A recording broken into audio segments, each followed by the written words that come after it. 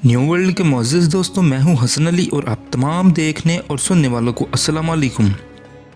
नाज़रीन ग्रामी, मक्का के एक ऐसे घराने में आंख खोलने वाला बच्चा जो अपनी दौलत, सखावत और फहम फहरिस्त से जाना और पहचाना जाता था। इस बच्चे के वालिद का शुमार मक्का के मुमताज़ अफराद में होता था। वो मक्का से ताइफ तक फैले हुए बेशुमार बगात के मालिक थे। वो अरब का पहला शख्स था जिसने चोरी की सज़ा में हाथ काटने की तजवीज़ पेश की, जो कि बाद अज़ा इस्लामी निज़ाम में भी शामिल हुई। बच्चे ने बड़े शाहाना अंदाज में परवरिश पाई। इसके बावजूद उसे मर्दाना खेलों और जंगी सलाहियतों सीखने का जुनून था।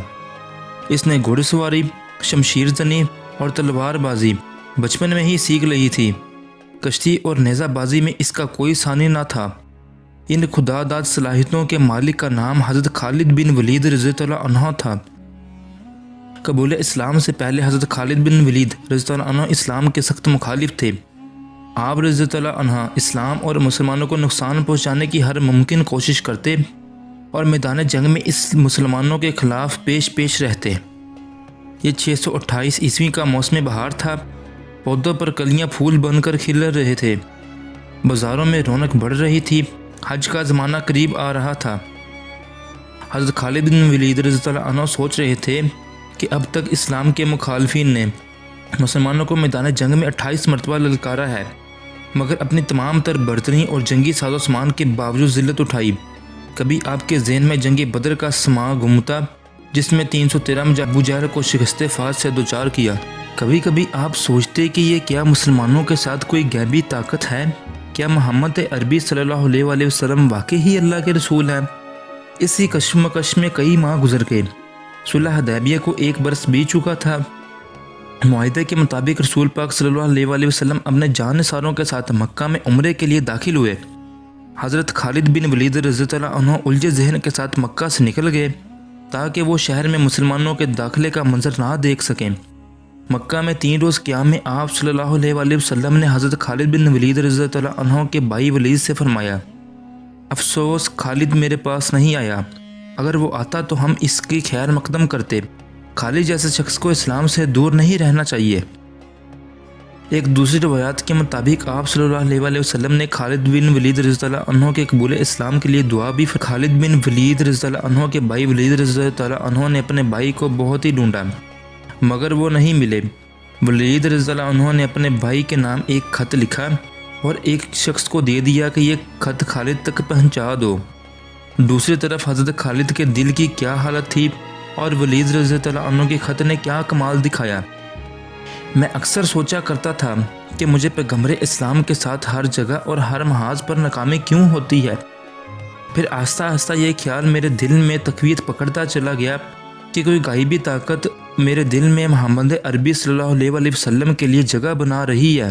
पैगंबर इस्लाम जनाब रसूलुल्लाह सल्लल्लाहु अलैहि वसल्लम जब मक्का में तशरीफ़ लाए तो मैं वहाँ से निकल चुका था, जिस पर मेरे भाई ने मुझे ख़त लिखा, जिस पर तहरीर था कि मुझे ताज्जुब है कि तुम इस्लाम से इस कदर नफ़रत करते हो, हालांकि तुम्हारे जैसा अक्लमंद आदमी इस्लाम से दूर नहीं रह सकता। मेरे भाई, गुमराही के अंधेरे से निकल आओ और हक़ की रोशनी में चले आओ। भाई का ख़त पढ़कर मेरे दिल की हालत बदल गई और मैंने रसूल कायनात जनाब मोहम्मद सल्लल्लाहु अलैहि वसल्लम की खिदमत में हाजिर होकर इस्लाम कबूल करने पर बेताब हो गया। हज़रत खालिद बिन वलीद रज़ियल्लाहु अन्हु के दिल को किसी भी पल चैन नहीं था।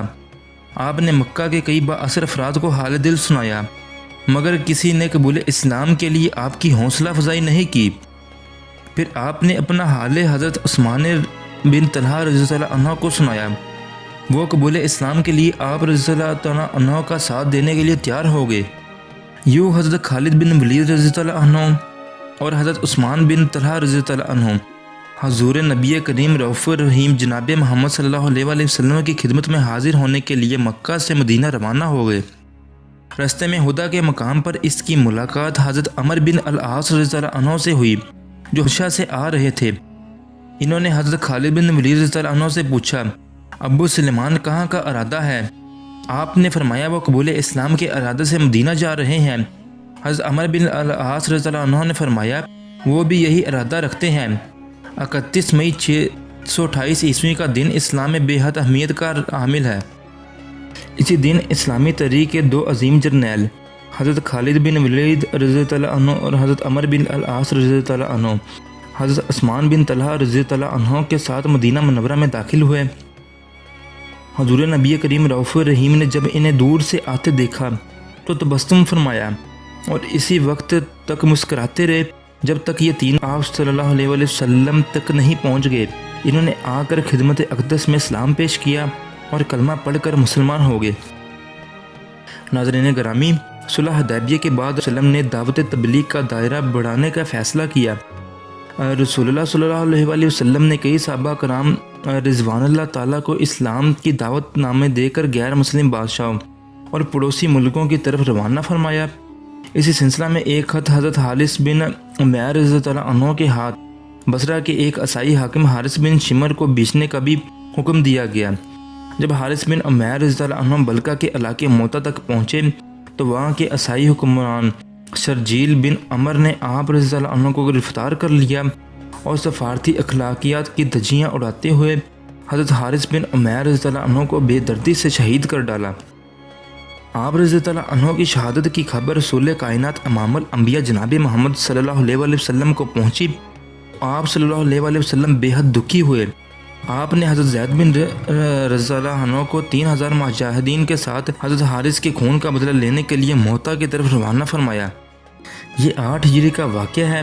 لشکر روانہ فرماتے ہوئے آپ صلی اللہ علیہ وآلہ وسلم نے فرمایا، اگر دشمن سے لڑتے ہوئے زید شہید ہو جائے تو اس لشکر اسلام حضرت جعفر رضی اللہ عنہ کی قیادت میں لڑے گا۔ اگر حضرت جعفر رضی اللہ عنہ بھی راہ خدا میں جہاد کرتے ہوئے شہادت نوش کر لیں تو اسلامی فوج کی قیادت حضرت عبداللہ بن رواحہ رضی اللہ عنہ سنبھال لیں گے۔ اگر وہ بھی خالق حقیقی سے جا ملے تو مسلمان جسے چاہے سالار لشکر چن لیں۔ شرجیل بن عمر کو جب اسلامی فوج کے روانہ ہونے کی اطلاع ملی تو اس نے زور و شور سے جنگی تیاریاں شروع کر دی اور ساتھ ہی روم کے بادشاہ سے مدد بھی طلب کر لی، جو کہ اتفاق سے ایک بڑے لشکر کے ساتھ اسی علاقے میں موجود تھا۔ شہنشاہ روم نے 1,00,000 فوجی شرجیل کی مدد کے لیے بھیج دیے۔ اسلامی لشکر جب موتا پہنچا تو اسے اتنی بڑی دشمن کی تعداد اور ان کی جنگی تیاریوں کا پتہ چلا۔ بعد ازاں اصحابین نے مشورہ دیا کہ تمام صورتحال حضور اکرم صلی اللہ علیہ وآلہ وسلم سے آگاہ کر دیں اور مدینہ سے مدد رضی اللہ عنہ نے مسلمانوں سے خطاب کرتے ہوئے فرمایا، اے لوگوں، ہمیں دشمن کی فوجوں کی کوئی پرواہ نہیں۔ تمہاری تو دلی خواہش ہے کہ تم اپنی جانوں کو اللہ کی راہ میں قربان کر دینا اور شہادت کا درجہ حاصل کریں۔ اٹھو، اللہ کا نام لو اور 2 کامیابیوں میں سے یا شہادت کو حاصل کر لو۔ حضرت عبداللہ بن رواحہ رضی اللہ عنہ کی تقریر سن کر مجاہدین ان پر ٹوٹ پڑے۔ آسمان حیران تھا اور دشمن کی عسکری تاریخ پریشان تھی کہ ایک طرف 3000 مسلمان تھے اور دوسری طرف جنگی ساز و سامان سے لیس 1.25 سے زیادہ رومی فوجی اور عیسائی کے جمع غفیر تھا۔ سالار لشکر حضرت زید بن حارث رضی اللہ عنہ دشمن کو ختم کرتے ہوئے ان کی صفوں میں دور تک چلے گئے۔ آخر بے شمار کافر سپاہیوں نے انہیں گھیر لیا، لیکن اللہ کے اس شیر نے جامع شہادت سے پہلے دشمنوں کی لاشوں کے ڈھیر لگا دیے تھے۔ اسلامی فوج کی قیادت حضرت جعفر بن ابی طالب رضی اللہ عنہ نے سنبھال لی۔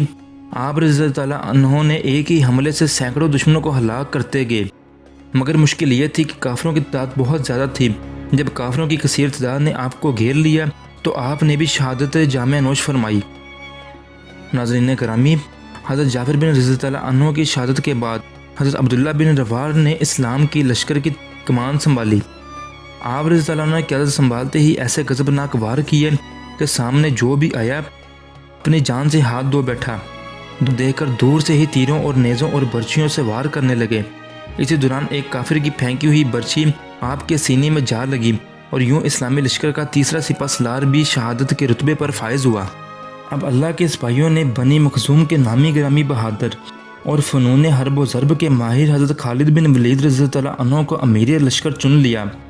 اپنی آنکھوں کے سامنے رسول خدا امام الانبیاء جناب محمد رسول اللہ صلی اللہ علیہ وآلہ وسلم کے منتخب کردہ تینوں سپہ سالار کی شہادت نے آپ کو اس قدر مشتعل کر دیا تھا کہ آپ نے دشمن کی تعداد کو خاطر میں نہ لاتے ہوئے ہر قسم کی احتیاط بالا تر کرتے ہوئے دشمن پر ٹوٹ پڑے۔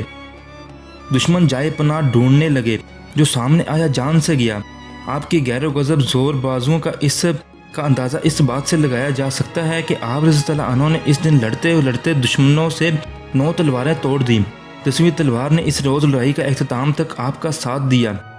अगले रोज़ खालिद बिन वलीद रज़ी अल्लाह अन्हु ने हैरत अंगेज़ जंगी चाल चली। एक दिन पहले जो मुजाहिदीन अगली सफ़ों में लड़ रहे थे वो पिछली सफ़ों में चले गए। इससे एक तो ये फ़ायदा हुआ कि दुश्मन पर ताज़ादम सिपाहियों ने ज़ोरदार हमला किया और फिर दाएं पहलू के सलार कुतबा बिन गदाद दाद शुजात देते हुए दुश्मनों के कलम में जा घुसे और देखते ही देखते दुश्मन फौज के सिपा सलार को मार गिराया, जिससे दुश्मनों का रहा सहा हौसला भी जाता रहा। नाज़रीन गिरामी, इधर मोता के मकाम पर तरीक़े आलम की हैरत अंगेज़ जंग जारी थी, उधर मदीना मुनव्वरा में रसूल पाक सल्लल्लाहु अलैहि वसल्लम चंद सहाबा कराम के साथ मस्जिद नबवी में तशरीफ़ फरमा थे। अल्लाह रब्बुल इज़्ज़त ने मैदान जंग का मंजिर आपकी आंखों के सामने कर दिया, जिसे देखकर आपकी आंखों से आंसू रवां थे और आप मैदान जंग का आंखों देखा हाल फरमा रहे थे।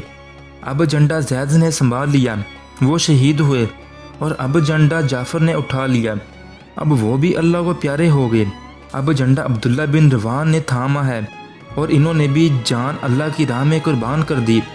आप सल्लल्लाहु अलैहि वसल्लम रुके और फरमाया, अब झंडा उठाया है अल्लाह की तलवार में से एक तलवार ने और इसको फ़तह नसीब हुई। इसके बाद आप सल्लल्लाहु अलैहि वसल्लम की बारगाह में दुआ के लिए हाथ उठाए और यूँ दुआ गो हुए, ऐ अल्लाह, खाली तेरी तलवार है और इसे हमेशा यूं ही फ़तह रखना। नाज़रीन गिरामी, ये वो मार्का हक़ व बातिल था जिसमें हज़रत खालिद बिन वलीद रज़ी अल्लाह अन्हु ने अपनी बेमिसाल शुजाअत, हैरान कुन हिकमत अमली और क़यामत खेज़ तलवार बाजी के बाइस रसूल खुदा इमामुल अंबिया जनाब मोहम्मद सल्लल्लाहु अलैहि वसल्लम से सैफुल्लाह का लक़ब पाया।